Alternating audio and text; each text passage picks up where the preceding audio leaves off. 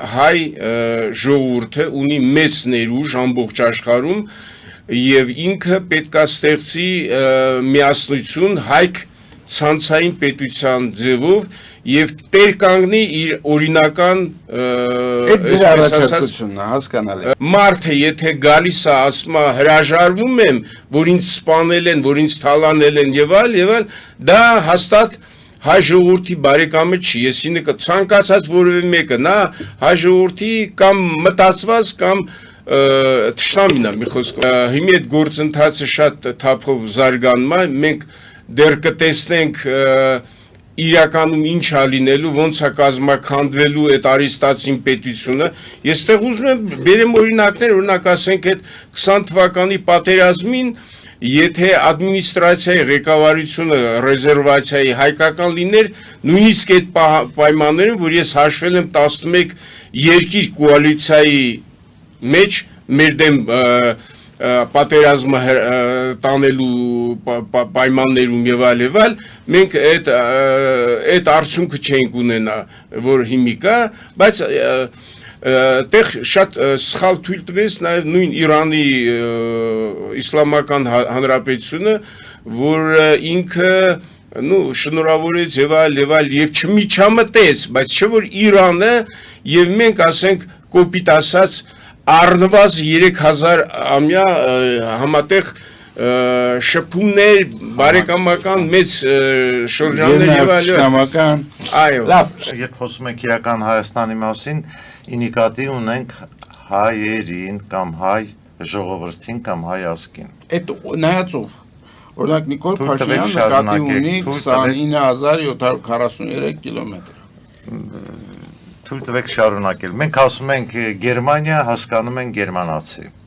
Եվ հասկանում են գերմանական քաղաքակրթություն, որոնք նույնիսկ անգլիացիներին համարում են անտառներում ապրող վայրենիներ։ Մենք ասում ենք ամերիկացի, հասկանում ենք Ամերիկայում ապրող միգրանտներից բռնած բոլոր մարդկանց, որոնք համարում են Ամերիկայի քաղաքացիներ։ Իհարկե, Հայաստանի Հանրապետությունը համարվում է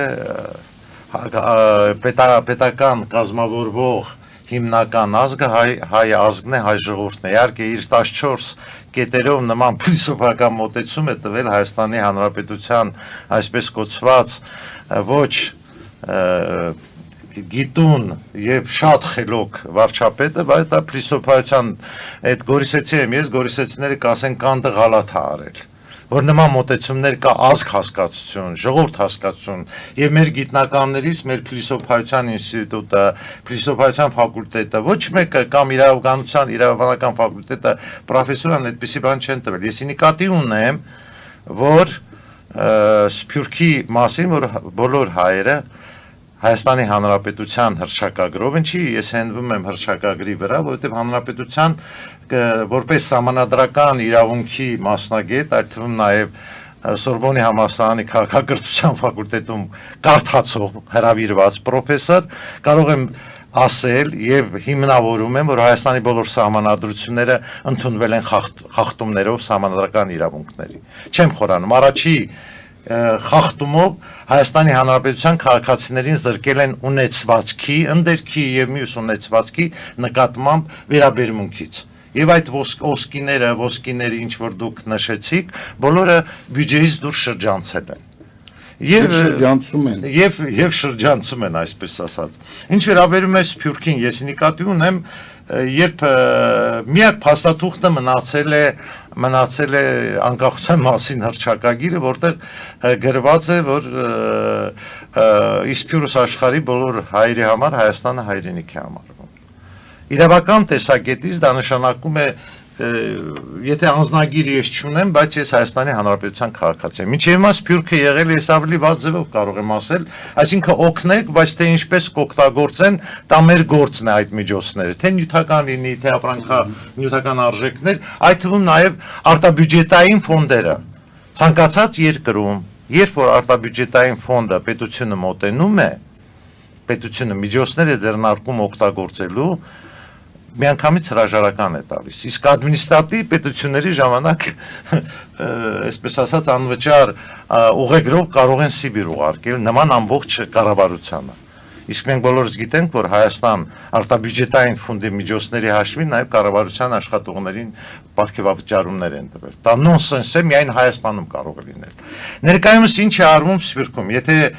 ռեզերվացիան կամ ինչպես իրենք են գտնում մեկ մանդատը, որ Փարիզի վեհաժողովում եղել է Ահարոնյանի ղեկավարությամբ, թեև այնտեղ միասնական տեսակետով է ներկայացվել Հայաստանի Հանրապետությունը, գտնում են Սփյուռքի գործն է, եւ Սփյուռքը չի զլանում։ Այսօր Սփյուռքում համախմբում է Ալեքս Կարապետյանի միջոցով բոլոր երկրներում հայեր իրենց ձայն են ներկայացնում, կոչվում է հայի ձայն, Լիբանանից, նույնիսկ այս վերջերում Ռուսաստանում էլ ամենակրթված հայկական համայնքը եւ ամենամեծ համարում է Ռուսաստանի, մենք ուշադրություն չենք դարձնում 4-ից 6 միլիոն եւ այդ կրթված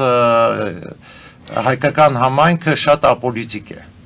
որովհետև շատ մեծ աշխատանք են անում հայկական համայնքի կառուցվածքների միջոցով, մյուս կողմից իրենց օրենսգրքով ազգային ոչ մի հասարակական քաղաքական կազմակերպություններ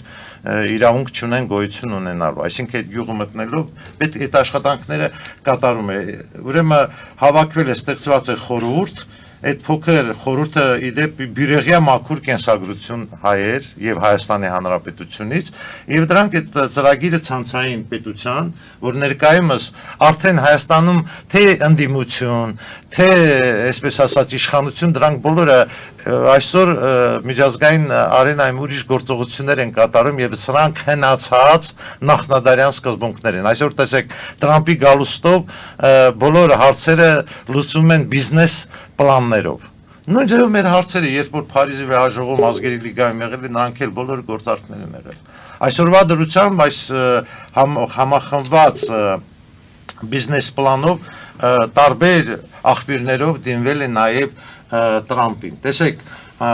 մենք ասում ենք ռուսների հետ համախմբվածության են գալիս, ռուսաց թագավորը ասում է մեր սառեցված 520 միլիարդ դոլար բաշխում եմ ձեզ, գործարքա։ Մենք նույնիսկ Փարիզի վեհաժողովի կողմից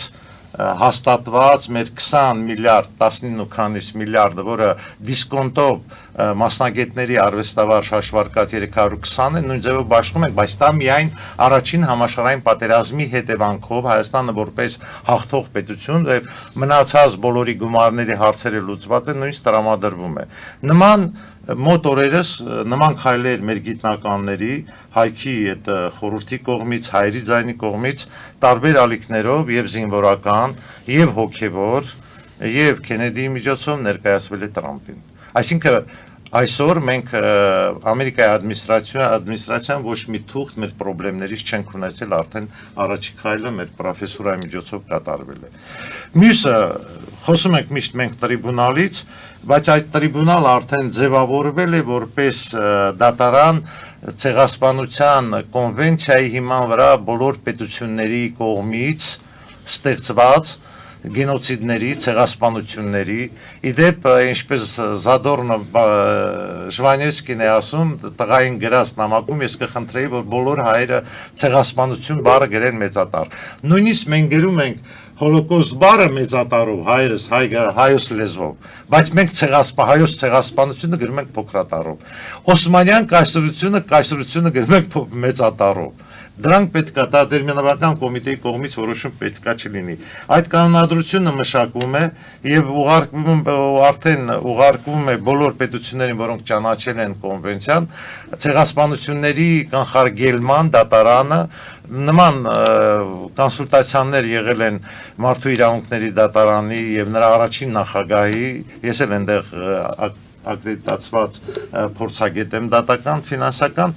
եւ Հայաստանում հենց Երևանում ստեղծվելու է ցեղասպանությունների կանխարգելման այդ դատարանը եւ մշակութասպանության շատ ավելի վատ, որովհետև Լեմկինը երբ որ կոնվենցիան պետք է պատրաստվեր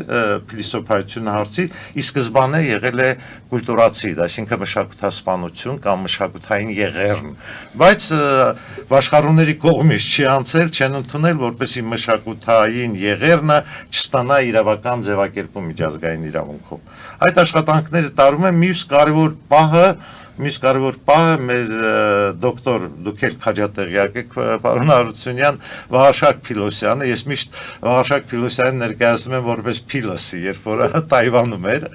հավաքում են ձայներ, միանում են այդ բոլորը ներկայիս պայմաններում ցանցային արհեստական մտածողության թվայնացման միջոցով շատ հեշտ ջահելների միջոցով կատարվում է։ Այս ստորագրություններով պահանջվում է զուտ ցեղասպանություն ճանաչելուց հետո կոնկրետ գործողությունները։ Տեսեք, այն գործողությունները, որ Միացյալ Նահանգների նախագահը չէր ճանաչել, դատական process-ները իջել էին նահանգների մակարդակով, չէին լուծում, հիմա բարձրացել է դաշնային եւ այստեղ ունեցվածքի հարցն է լինելու։ Եվ այսօր ես կարող եմ ասել, որ ունեցվածքի այդ մեր ժողովուրդների, ցեղասպանված ժողովուրդների ունեցվածքով ստեղծվել է Թուրքիան, ստեղծվել է նաև Արմենիան Կասպիայի այդ պետականությունը, բայց նրանք հրաժարվում են խորհրդային շրջանից, նրանք դեր են կանգնում չճանաչված 18-20 թվականի այդ ֆաշիստ հետագայում, այսպես ասած, խորհրդային մեր սովետական ժողովրդի դեմ պայքարած եւ այդ թվում հայերի դեմ պայքարած պատերազմի դաշտում, ինչպես նաև Բերլինի մատույցներում, եւ դրանով նրանք հրաժարվում են եւ դրա պատասխանատվությունը ընկնում է ներկայիս Ռուսաստանի պետականության վրա որպես խորհրդային միության իրավահետնոտ։